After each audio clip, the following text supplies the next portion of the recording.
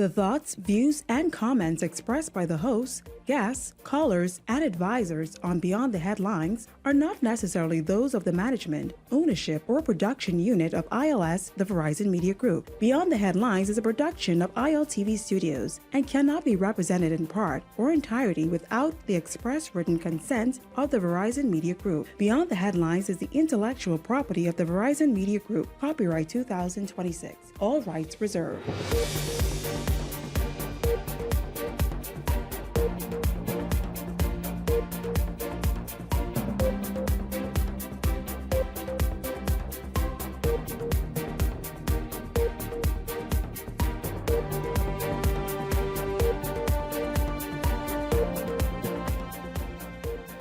Coming up tonight, Bishop Lawrence Roll remembers the members of the Pond Band. He says it was the only band that gave him the right sound when performing.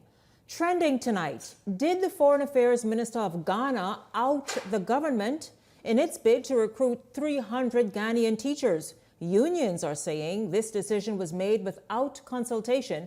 And why aren't Bahamians given first priority? Parliamentary Secretary in the Ministry of Education, Senator Keenan Johnson, joins me tonight. Also tonight, 3 days after that tragic crash that took the lives of 10 Bahamians, we know the investigation is just now beginning, but that's not stopping industry insiders or regular Bahamians from pointing fingers. As reality sets in, we take a serious look tonight. It's all straight ahead this evening. This is Beyond the Headlines. Good evening. I'm Shanique Miller. It's great to have you along this evening. As the nation continues to mourn the lives lost in the Independence Day plane crash, many are searching for hope, healing, and answers. Tonight, Bishop Lawrence Roll is here to talk about the men on that aircraft, men who made up the very popular band, the Pond Band. Bishop Roll, good evening to you. Welcome to Beyond the Headlines. It's great to have you here. Thank you for being here with me this evening. Thank you for having me here. Yes, sir. Bishop, you knew these men personally. What was your first thought when you learned of the tragedy, and what was the last 3 days been like for you? It's unbelievable to my country, the Bahamas, man oh man. The Pond Band, when I think about the Pond Band on just about a week ago, I probably was the last pastor that performed with them at the Lodge Food Fest. And at one point I stop and I look around to see exactly who they are. And when the news break on that morning, say, man, we hear a plane going down, and some of the Pond Band members is on it. I say, what? So 3 hours later, I went by the rock to pray. And 3 hours later, when I come back, Charlie said, yeah, that was GOM. Something overshadowed me. Sis, I don't really know what it is. I never know. See, when you get in contact with these people, and these people is such a blessing to you, with me as being a heavy kind of gospel singer, there are times that the church musicians, they can't roll with you with these heavy type of music. Everybody know Bishop Roll going to sing, and he's going to dance. Mm-hmm. And so this way I get to know the Pond Band, all of my major concerts. I always send for them. And let me tell you something, it's going to be a great mess. I still crying, and many others who just got in contact with them are still crying. So you've known them for quite some time. Yes. When we bringing in Simeon out in them and the cooling waters, we know they could handle it. I could still hear Gio saying, I got you. And the thing about it is, there's a funeral going to be on Saturday, and I said, the person called me and said, get your band together. I said, what I'm going to do, I'm going to try to get a band who know those funeral songs, because, Gio and those, man, when you talk about a band could play, it hit me so much. And tomorrow evening, they're going to have a candlelight service where we want the whole country to really come out. If I'm heading to those islands, I tell them, call the Pond Band. Mm-hmm. Last night after church, or Sunday night after church, my son-in-law said to me, he said, they was calling me to get you on that very same flight. Who was calling you to get you on that flight? The people from that area, and he tell them to go to Andros on Friday? Yes, and they said, no. He tell Bishop don't like no small flight. I said, boy, you, just like you spare me. Not was my sound system man. I remember that. I remember that tragic incident. It's going to be a great mess because these are upcoming young people, and we really bless the Lord for them and see how humble they was and such great singers. Anybody called for me, I always let them know, call the Porn Band. Well, I understand that they were also well known in the church community. Yes. Before we talk about that, I want to get a little video of when when it was confirmed for you that this indeed had happened. Let's just take a look. Seeing real in Bahamas. This can't be for real. Don't you mean my band gone? No, man. Oh, Lord. No, no, no. Oh, Jesus. Oh, oh, Lord. Oh, Lord. Oh, oh, oh, oh, oh.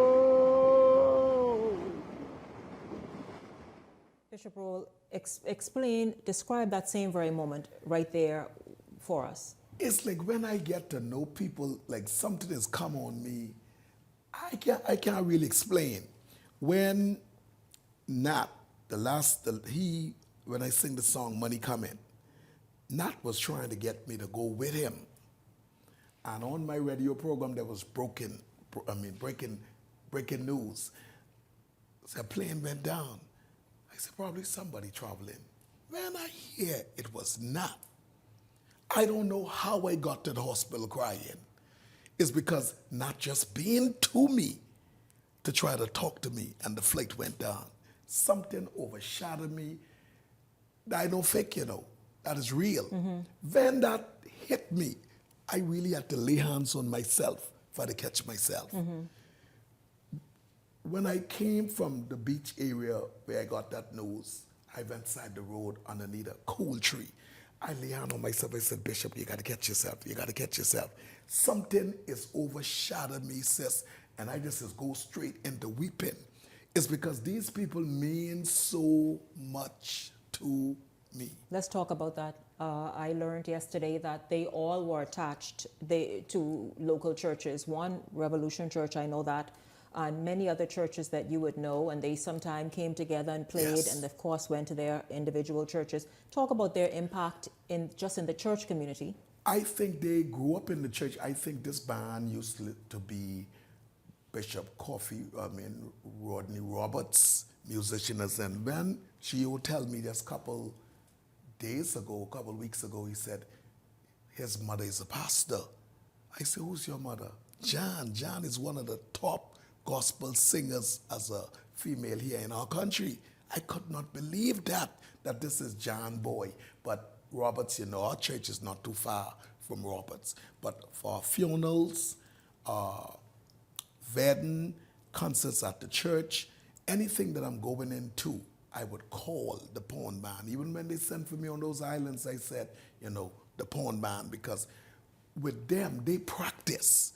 And I understand that this band was started in 2022 to see just 3 years later they become the top band in this country. And since I am going to miss them, I told somebody on this evening, if you're going to bring musicians, I really got to see what they're putting on because I value my singing. I'm not going to tell you no lie. I value my singing. If you want me come to your concerts, the music gotta be good because it take years to build these singing ministry, and these singing ministry have thousands of people follow. And I'm a person, I don't like to fake dance. Once you see the Holy Spirit hit me and the music hit me, I could cut my steps good. But when you're talking about, I'm happy you could bring some light. I'm happy you could bring some lightness to this moment. So you think you still got it like that? You could still. I could still move, but I'm not gonna move if my music is not together. Bishop, again, talk about the memorial service set for tomorrow evening. Where? Tomorrow evening by the Porn area where they usually play. So we're looking for everybody. That's church and the secular, everybody. They has been there for all of us. I, as being a pastor, I could truly say they have been there for me, and I miss them already. Still crying. Bishop Lawrence Roll, Still quiet. Bishop, thank you for stopping by this Thank evening. you, ma'am. Of course, we will continue to talk about this tomorrow evening. We're going to look at another aspect of airline and aviation safety. That happens tomorrow evening, but don't go anywhere, because later in tonight's show, we are going to take a look at regulations. What's happening in our airspace? And who's to blame? I know you may say, Shanique, that's a bit premature, but we can talk about it. Beyond the Headlines is back with the Parliamentary Secretary in the Ministry of Education, Senator Keenan Johnson, right after this break. Stay close.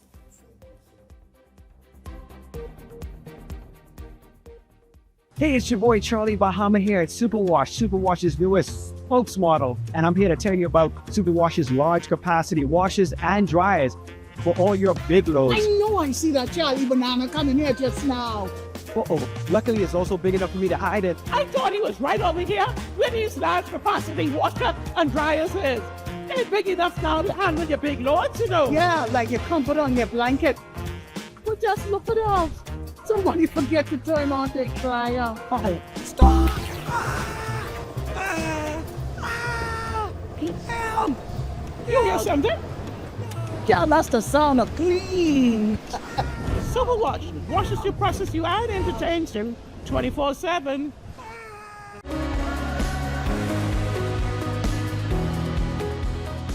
Did you know that when you shop at cbsbahamas.com, you can see directly into our vendors' warehouses?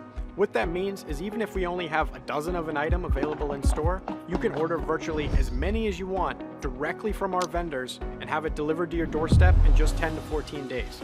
You don't have to worry about shipping, imports, duties, or any of the hard stuff. Our back order program is unique, and it's only at cbsbahamas.com.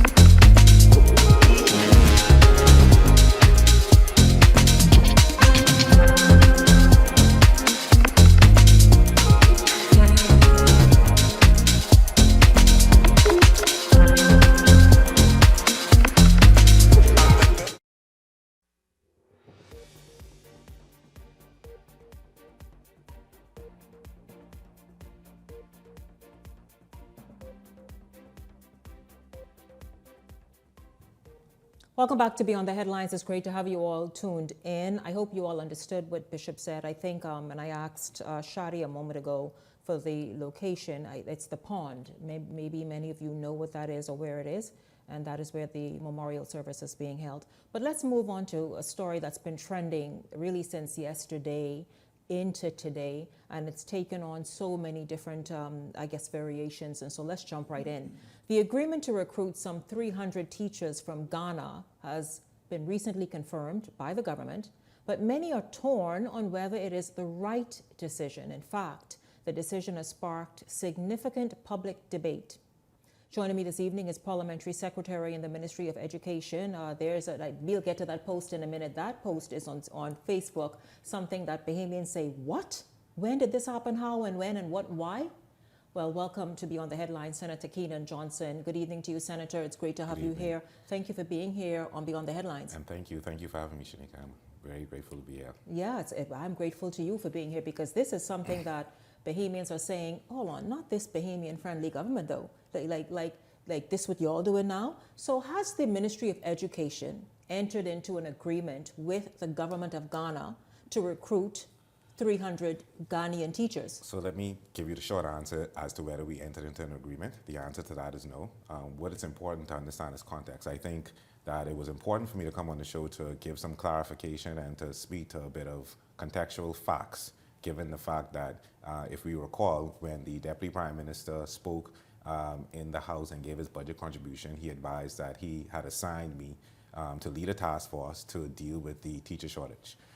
And so we hit the ground running with that. That was the end of May. We met with all of the unions. We met with the University of the Bahamas. Our first action was to find out exactly how many teachers we can get from the University of the Bahamas. In other words, how many teachers were actually graduating through the education program at the University of the Bahamas. But so I just want to give context. So I understand, Senator. You're going fast. So the first answer is no. You have not. There is no 300 teachers waiting to board a flight to get here in the Bahamas from Ghana. We are in discussions with Ghana as we are in discussions with a few other countries. But again, we want to understand the context because there was something that you mentioned earlier in the intro, and that is where the Bahamians are first. So I'm giving you that context to understand that Bahamians are certainly first when it comes to this process. And so we reached out to University of the Bahamas in terms of the education program. We knew that there were a little less than 60 persons who were graduating from University of the Bahamas who we had access to.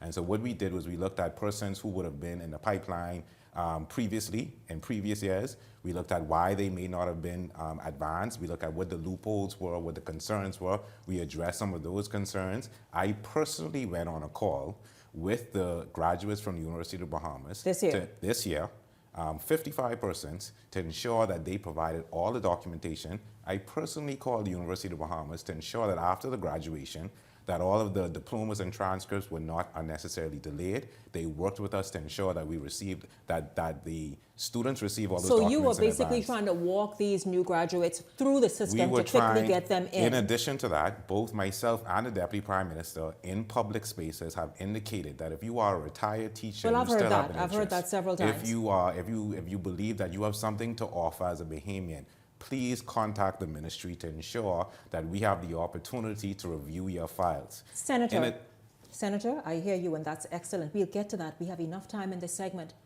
Where did the Foreign Affairs Minister of Ghana get the idea that 300 teachers, there's from context Ghana are to on their way understand to the because the Bahamas? most important thing to put forth is the fact that Bahamians are always going to be our priority in terms of education. I understand that, but so where did he get that idea from? Understanding that we know that we're not going to fill the teacher shortage with Bahamians, we decided that we knew that we had to reach out to international persons. We reached out to the United States, we reached out to Ghana, we reached out to Kenya, we reached out to the Philippines, and we explored the possibilities of any possible collaboration, knowing that there's a global teacher shortage, whether they would have had the capacity to have persons from their country apply. Now, where this is important is that when the Ghanaian Minister for Foreign Affairs came for the independence celebrations, as with other countries, the Prime Minister and the Deputy Prime Minister had that conversation with him to say that we have a teacher shortage. And given the goodwill that we have on the international stage, he was very happy to state that we are happy to support and collaborate with you on this effort. So enthusiastically so that he was happy to go online and make those comments to say that, we are going to be collaborating. But here's the thing that I want. He did more than that. But Senator, when you're in the Senate, sir, it's all yours. And when you in the courtroom, I am saying to you, the misstep that he made created such a spill and such an ugly sort of reaction and response. I'm not here to speak to a misstep. I'm here to speak to the facts. Yes. The facts as they stand are that we advise that we have a 300 teacher shortage, something that we've made very clear. And once we advised of that, he was happy for the government of Ghana to assist where they can. Which is understandable, Senator. I want to tell you, I spoke with union presidents, one of whom admitted that this teacher shortage has existed for decades. This ain't something that just happened. No. So good. This is what I want to make clear. But they also said, why isn't the Ministry of Education looking at you all turn everything down in the studio, please. Why isn't the Ministry of Education looking at the region?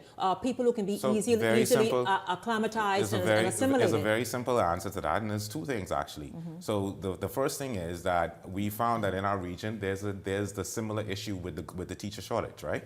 The next issue is that we have a general understanding with our comrades that we're not going to actively recruit teachers in their particular, in their jurisdiction. So for example, if we go to Jamaica, we're not going to actively recruit in Jamaica. However, if teachers from Jamaica decide that they wish to apply, that's a different story. And so that's a general appreciation as well, that those our comrades in CARICOM are also not going to try to recruit our teachers, but if they apply, then that's fine. We've actually reached out to the likes of Guyana and Jamaica, knowing that, and that's how we were able to establish that we have a similar issue in terms of teacher shortage. But what I want to make clear is that it is a process involved, and when we bring in any international teacher, it's not just as simple as, hey, Ghana's going to bring us 300 teachers. It doesn't work like that. They have to apply. When they apply, they have to be interviewed. That interview is rigorous because it speaks to any cultural concerns that may arise. It speaks to language proficiency. And then if they pass that interview, then their credentials are then looked at in detail by NACOB, a completely different agency that speaks to accreditation. They then have to then pass that process. Because after all, we need our students learning properly. From the best. And it's not about their qualifications in their country. It's about our qualifications in our country. Of them. And in addition to that, even if they get past that stage, they are then vetted by Interpol. Not locally, Interpol, the international police.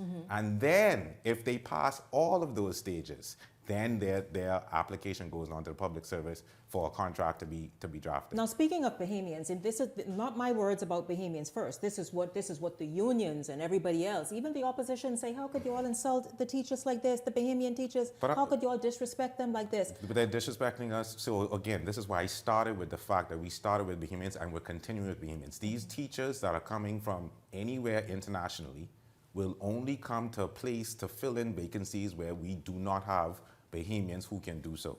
Outside of that, Bahamians will always get the first preference. And as a matter of fact, just to be very clear on what we've already done, in addition to looking at UB, we've met with various stakeholders like BAMSI to see if they have potential agriculture and other agro-business teachers there. We've discussed with the Royal Bahamas Defense Force. We've met with REACH because we know that we need special educators. We've met with the Ministry of Social Services, Abilities Unlimited. We're going to meet with the Bahamas Christian Council. We met with the Ministry of Youth just so that they can help us to say, hey, we want you to identify persons who can apply so that when they apply, we have a portal of persons that we can look at, determine whether their qualifications meet the standard of what we need for educators, and look at what Bahamians can fill these roles. How about Bahamians who perhaps will be studying or have studied in the United States?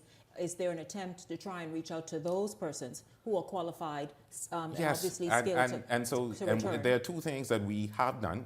We have spoken to the U.S. ambassador as well, who has provided some guidance on what they suggest.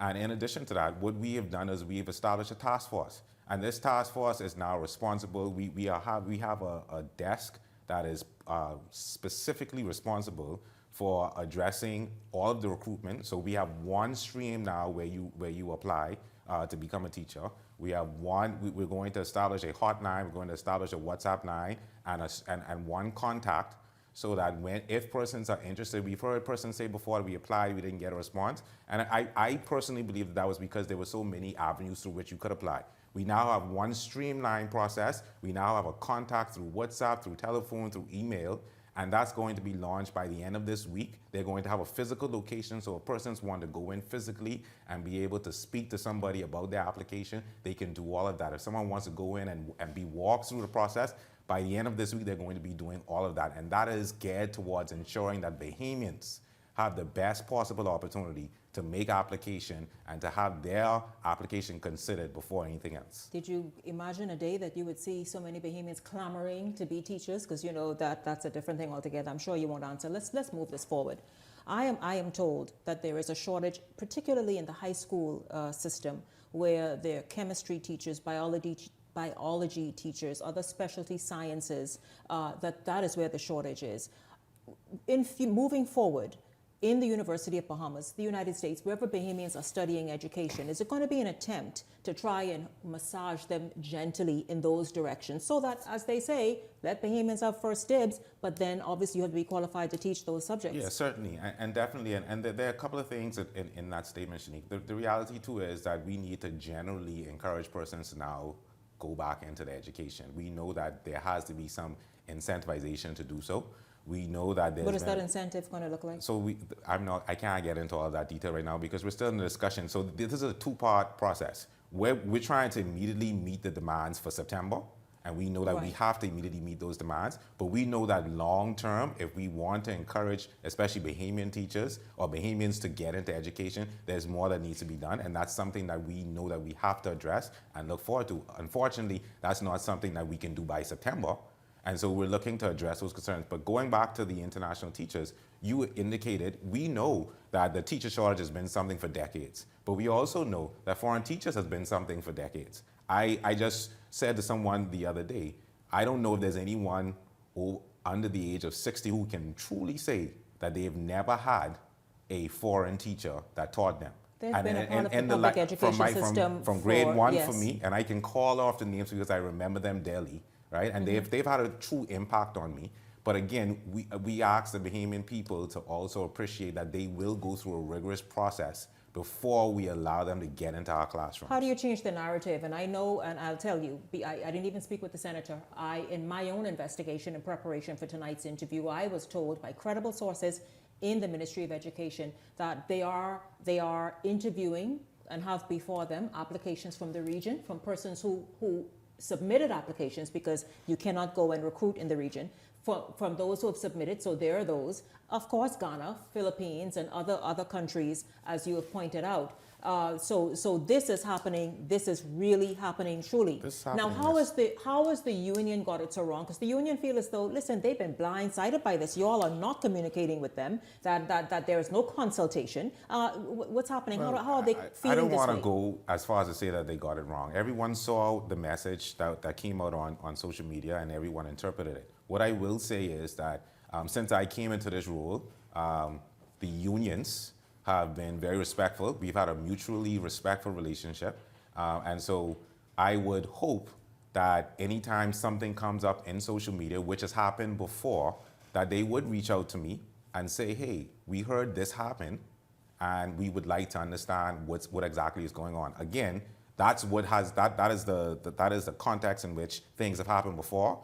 I'm a little disappointed that it didn't happen this time, but I have every intention to meet with all of the union leaders who, for the purposes of this teacher situation, and to continue to update them on what has transpired. But to be very clear, we have not signed any agreement with Ghana or any other country.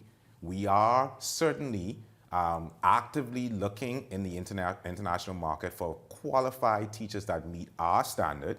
We are looking actively at Ghana. And so, yes, that is something that we hope to explore in greater detail to finalize, because at the end of the day, we don't want our children to be disenfranchised because come September, they don't have teachers to teach. We don't want the teachers to be disenfranchised because they have to teach 40 to 50 children as opposed to maybe teaching 20 to 25 because of the teacher shortage. And so we're addressing all of these matters, and we're doing them within a very short time frame.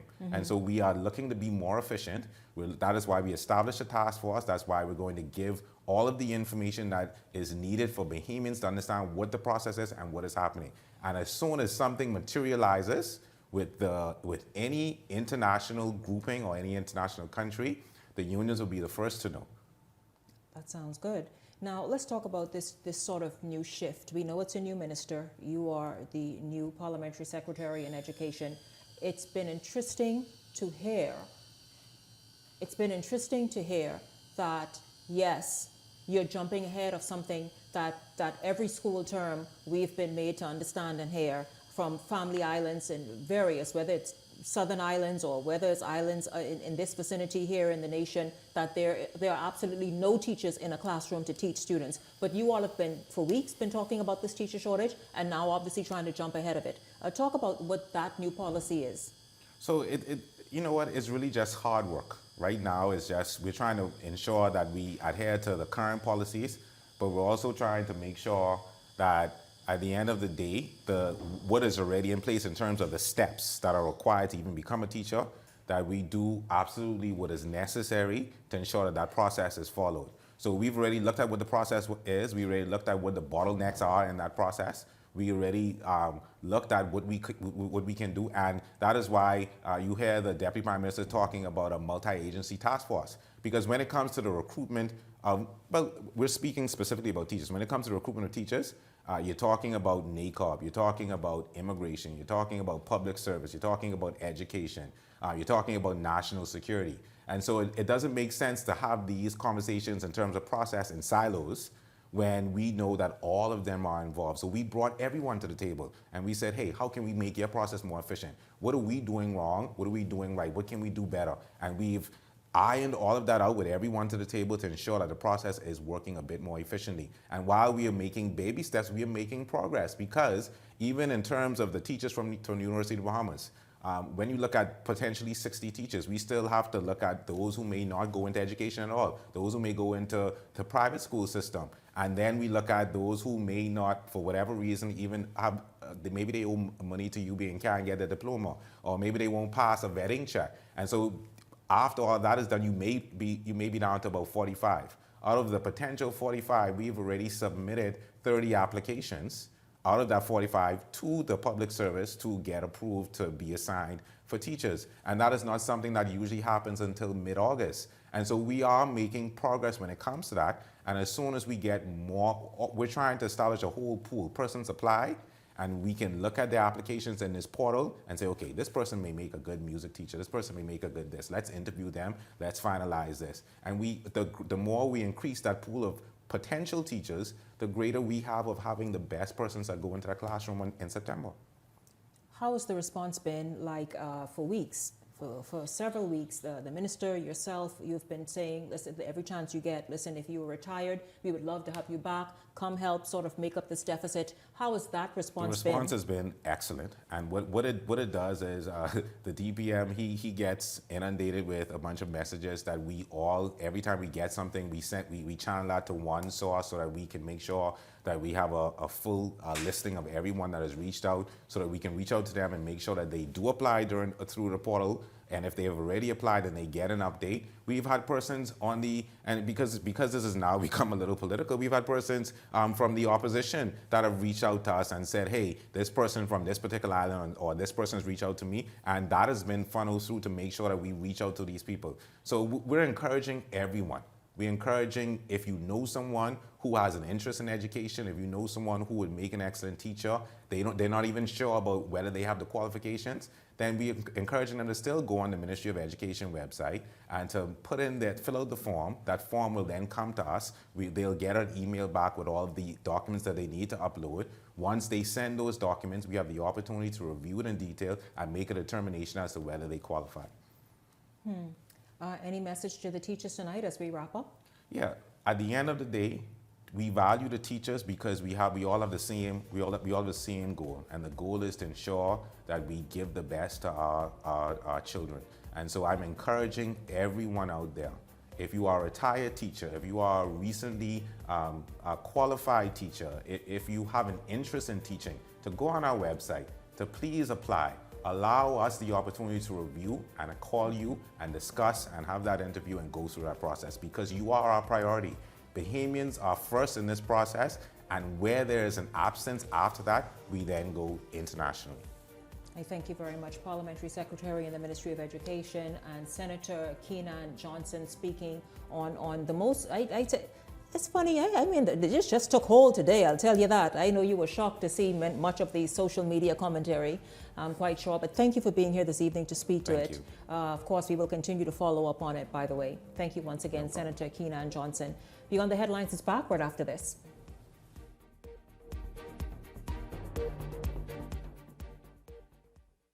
Welcome to Paradise Premium Foods, where exceptional taste meets everyday convenience.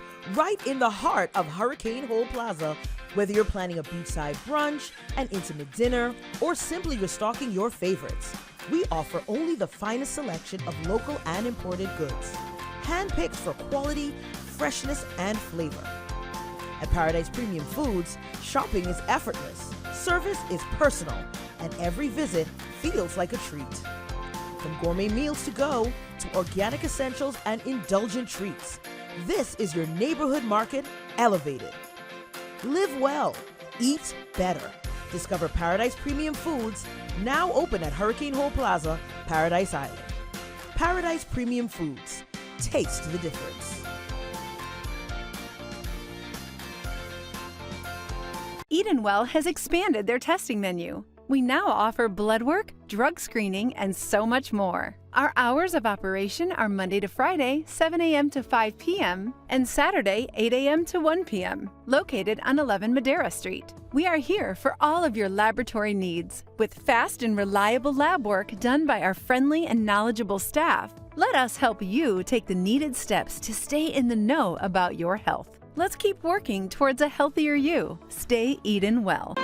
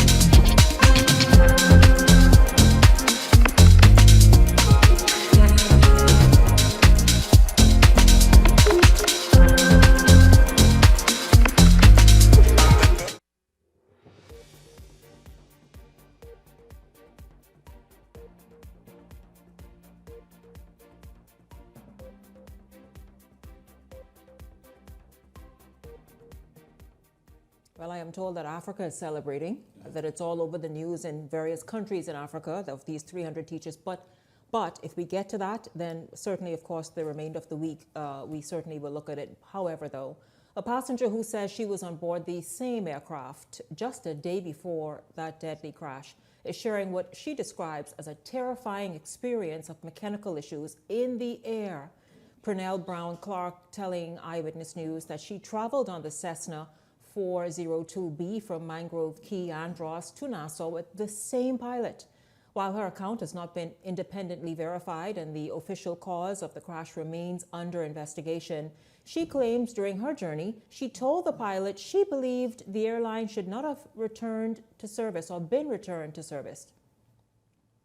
When he cranked the plane up, it didn't start. For 2 cranks, it didn't start. So I said, Lord, I scared the plane, and I think I'm coming off this plane. But anyway, I stayed on the flight, and we left, gone to Nassau. I mean, when we was almost to Nassau, you could see Nassau land clear. The plane started to, like, zoom, like cutting off, and it started shooting up in the air and turning right and wouldn't, like he couldn't get the plane stabilized. And I started screaming. And I didn't have a seatbelt on because that said I had to sit crossway because it was jammed right up to him. And I said, pilot, because at this time I was laying in the middle of the plane. So when the plane actually stopped by the terminal area, I touched him. I said, pilot, this plane is not working. So he turned around and he looked at my face. I could see him right now looking at my face with a strange look. He said, the plane working, man, the plane working. He said, my foot knocked up against something. I said, your foot ain't knocked up against nothing because I was watching you. I right here behind you. Your foot ain't knocked up against nothing. I said, you all need to park this plane. I know that plane was not working. That plane was not working. That plane, I was on the plane, so I could tell you that plane was not working. Everybody being on that plane said the same thing, and you see what happened? That's exactly what happened, and that's my story. To hear that first-hand experience from that lady just a day before, and we believe it was the same pilot. But I want to bring in the Hot Topics on the same aircraft. Hot Topics panel is good evening to each of you, gentlemen. Welcome to Beyond the Headlines. Listen, we're going to hear from an industry insider in the next story, but your reports on what this lady had to say, as if no one else could notice that and see that, you know, in terms of who says all clear to go. You could go in the sky now. Your thoughts on her experience as she shared it? Good evening, Janique. Good evening, Bahamas. Yes. You know, it's unfortunate that Bahamians have lost their lives in this tragic situation, and I want to send condolences to the families and all those involved. You know, this thing is so alarming to hear what she's stating, and this seems to be the normal operating practice that seems to happen, because aren't some of these same planes the ones that the door flew open or something fell off or something midair and all this other stuff? It's why does it have to reach to the state where people lose their lives for us to be proactive and to make things happen? This is like trying to put the horse back in the barn when it's already on the field running around. We are facing a calamitous situation, and this is unfortunate, and I believe, in all honesty, could have been avoided had somebody taken heed and not been greedy. And I mean, obviously all the facts aren't out, and I don't want to be prejudging anything, but just based on her recollection of what transpired, it indicates to me that something was absolutely wrong with this particular plane. And if this is in fact the case after all the information has been discovered, somebody needs to pay the price. And in fact, all the persons who were providing the approvals need to be dealt with. Please. Yes, good evening, Shanique. Good evening, colleagues, and good evening, Bahamas. Shanique, this is really a sad situation, and I just want to say condolences to all of the family members and persons impacted by this tragedy, for those who lost their lives. We have a serious cultural problem in our country, and that problem can be defined in one word: slackness. We have a slackness problem, and that's part of our culture. We engage in slackness, and as Bahamians, when we get away with it, the more we get away with it, the more we become emboldened as if it's the norm and that it's the proper thing to continue doing. But as we've seen with this tragedy, and as we've seen in many situations, the bill comes due at some point for slackness. And when the bill comes due, as was the case on Friday, people tragically lost their lives, and we have the result of the worst aviation disaster in the history of the Bahamas. We have to deal with slackness because these things should be regulated, right? I mean, we can't have aircraft that are not airworthy taking people up into the sky and then falling out of the sky. I remember about 11 years ago when I was running for office in Nassau, traveling to Eleuthera to visit my mom for her birthday. I went on one of these small planes. It wasn't Flamingo Air, but I wouldn't call the name. And as we were approaching the aircraft, you know, the pilot was doing the checks. And as we approached the aircraft, you know, he was ushering us on board. But at that point, there was a piece of duct tape that was on the wing, holding a part of the wing together. And this pilot, just simply as cavalier as can be, walked over to that piece of duct tape, use a little bit of elbow grease, and just mash the tape back down. And we went on our merry way. And so all of us engaged in that slackness because we allowed ourselves to still get on that aircraft, and we could have all lost our lives. So we have to stop slackness in high and low places in the country. And I hope that the government does something based on the social contract where we give up certain rights and freedoms and to the governing authority, and then in return, we expect for them to provide us with the collective security, order, and good governance and protections of the freedoms that we have left. So I hope the PLP government does what it has to do to regulate this industry, ensure that we never have to go through this again. First and foremost, I'd like to express my deepest and sincerest sympathy on behalf of Bahamians everywhere to those families that are paining so much tonight. this has been the worst month in the history of the Bahamas that I can recall in my lifetime of so much tragedy that's taken place. You had 2 deaths last night again. One was shot a man, and the police had to shoot one who was shooting at them. How do you allow hackers to be at the airport, not picking up passengers, but taking people in God's sky to go from here to Andres? I have a nephew who's a pilot, Sean Miller, and he says, just want to say, Uncle Leslie, the average time to go from here to Andres is 15 minutes, 12 to 15. I said, so what happened? He said, the plane wet up and just came down. It was only 12 minutes. So by the time he was airborne, he said about 15 to 2,000 feet. That was it. Now, according to the press this morning, this same airline had infringements of some 26, I think, plus cautions. But why would the airport authority allow hackers and allow an unsafe plane to fly? What if that was a bunch of tourists? Could have been anyone. I mean, all lives are equal, as far as I'm concerned. And I hope that that tragedy would bring an end to the amount of slackness that goes on in our country. You know, imagine you going in a plane to go on a trip. And the person there, the plane is not sky-worthy. Your life's at stake and you lose it. Now what is going to happen to those people? How are they going to be compensated? The children, the parents, the family members, those who have to go to school, trying to get to college, in addition to the 5 who got killed. What is going to be the answer? I hope they're insured. What is the answer? Insured. We need to know about the pilot to begin with, and we need to know about the airline. But you know the plane probably had no insurance. We need to know about the airline and the practices. In fact, gentlemen, Randy Butler, who is an aviation insider, as you all know, a pilot and also from civil aviation as well, experience in all things aviation, spoke to this here with Janelle Longley. Take a look. Oh, you did? Okay.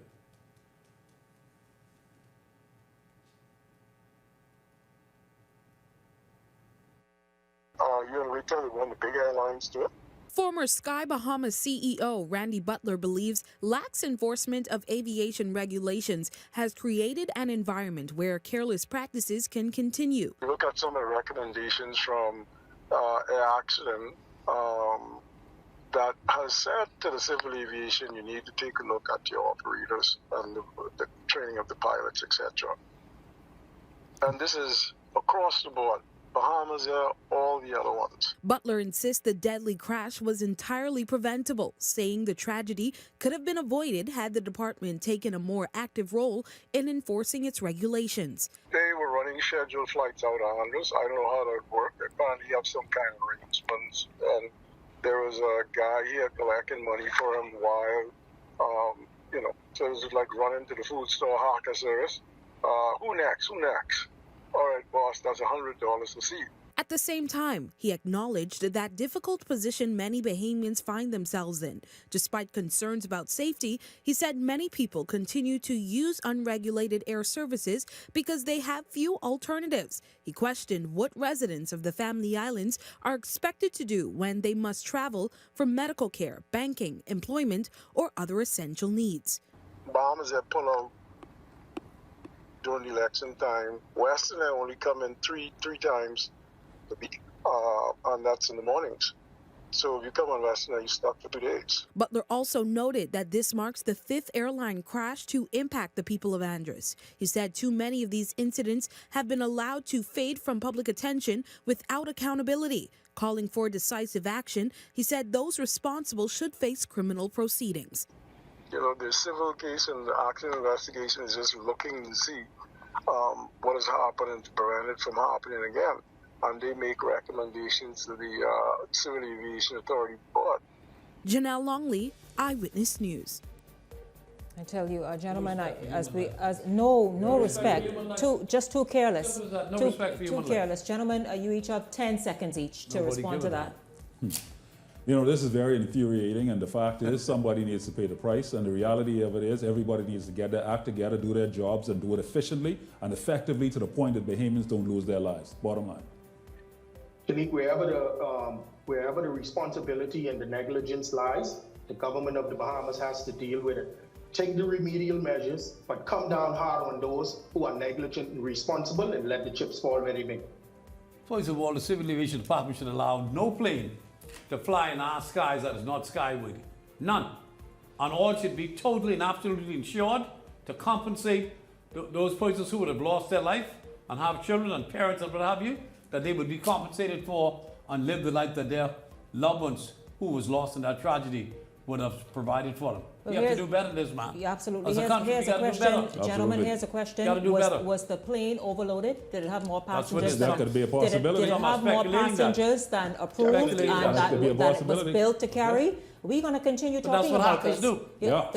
You They don't heard give a Ronnie damn what Butler. they do. Hackers, a jitney in the Yeah, air. yeah, that's what it is. A jitney in the air. And Hackers. I have talked about this for so long. It is just, it is quite infuriating. We will continue to talk about it though. Tomorrow night on Beyond the Headlines, you don't want to miss that aspect of this discussion.